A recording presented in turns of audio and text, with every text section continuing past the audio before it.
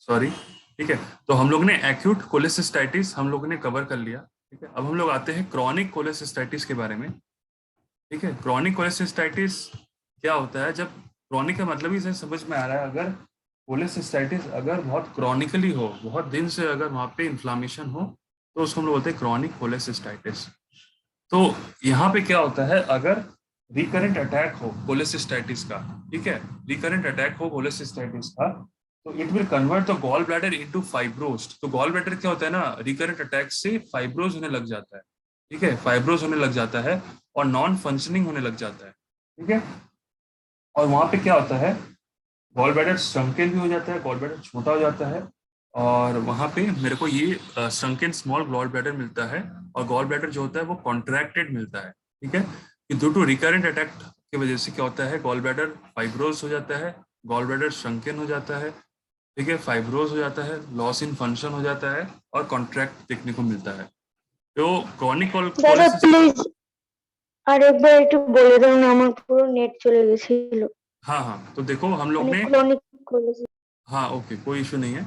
हम लोग ने एक्यूट कोलेसिस्टाइटिस कवर किए हैं, अब हम लोग पढ़ते हैं क्रॉनिक कोलेसिस्टाइटिस।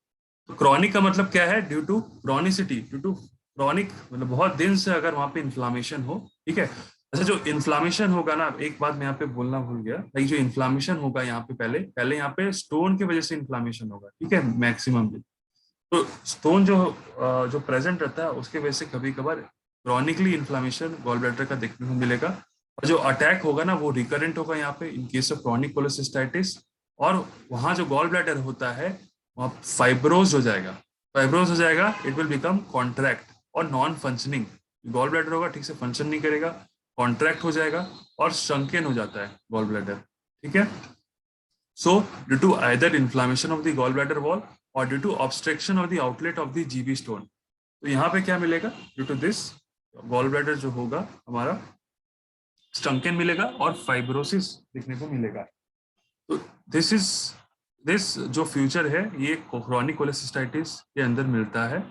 और गॉल ब्लैडर क्या होता है, यहाँ पे पेशेंट जो होता है वो कैसे प्रेजेंट करता है, patient presents with classical fatty food intolerance. वो जो फैट होगा ना, जितने सारे फैटी फूड होते हैं वो इंटॉलरेट होता है, उसको ठीक तरह से डाइजेस्ट नहीं कर पाते। ठीक है, तो वो एक क्लासिकल फीचर देखने को मिलेगा।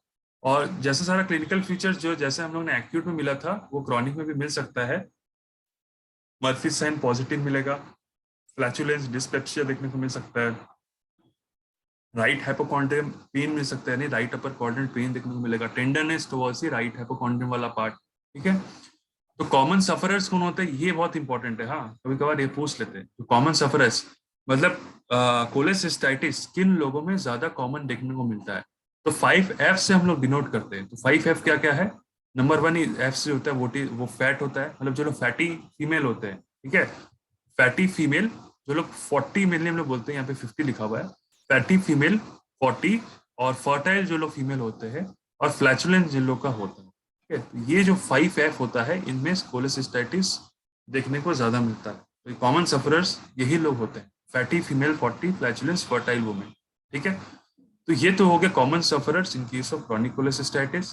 कॉम्प्लिकेशंस क्या क्या मिल सकता है, परफोरेशन मिल सकता है, परफोरेशन तो मिल ही सकता है क्योंकि क्रॉनिक क्या हो रहा है, क्रॉनिसिटी हो रहा है, बहुत दिन से इन्फ्लामेशन हो रहा है, फर्दर परफोरेशन हो गया।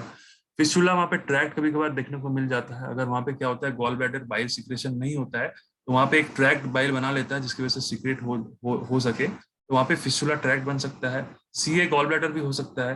ठीक है, cancer of the gall bladder देखने को मिल सकता है।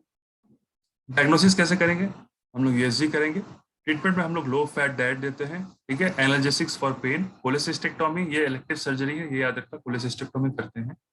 Dissolution of the gall stone to some medication. Lithotripsy का मतलब क्या है, लिथोट्रिप्सी हम लोग देते हैं मेनली, लिथोट्रिप्सी जो इंडिकेटेड होता है वो किडनी स्टोन, रेनल स्टोन या यूरेटेरिक स्टोन में हम लोग देते हैं। एक क्वेश्चन तुम लोग का आता है ESWL, हाँ, एक क्वेश्चन इंपॉर्टेंट है, हम लोग के टाइम भी आया था, ESWL। इसका फुल फॉर्म है एक्स्ट्रा शॉर्ट वेव लिथोट्रिप्सी। हाँ, तो इसमें क्या होता है, लिथोट्रिप्सी में एक शॉर्ट वेव यूज होता है। शॉर्ट वेव एक ये क्या होता है, लिथोट्रिप्सी एक सर्जिकल प्रोसीजर नहीं।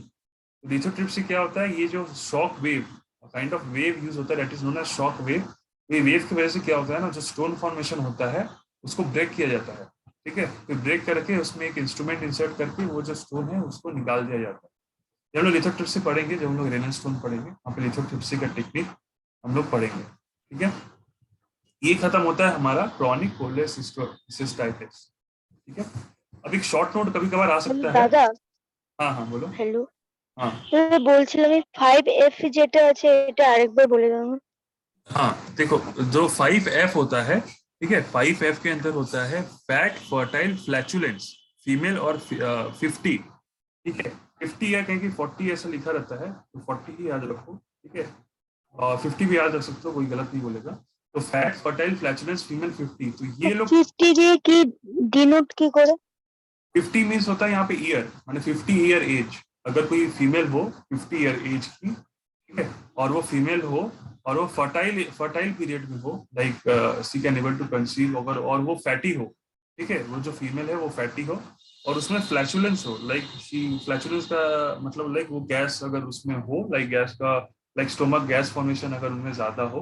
ठीक है, और ये जो 5 सफरर्स होते हैं, मतलब नॉर्मली ये 5 सफरर्स जिनमें ये पांचों पाया जाता है, मतलब जो वुमेन फैट हो, फर्टाइल भी हो, फ्लैचुलेंस से मिलता हो, उसमें फीमेल हो एंड 50 इयर्स के अराउंड एज हो, तो उनमें जीबी स्टोन, कोलेसिस्टाइटिस, और जीबी स्टोन में कोलेसिस्टाइटिस देखने को मिलता है। ये लोग कॉमन सफरर्स होते हैं। नॉर्मली जो लोग पेशेंट भी आते हैं ना, तुम लोग ऑब्जर्व करोगे तो ये सारे पेशेंट, ये पेशेंट ही ज्यादा कोलेसिस्टाइटिस लेकर के आते हैं।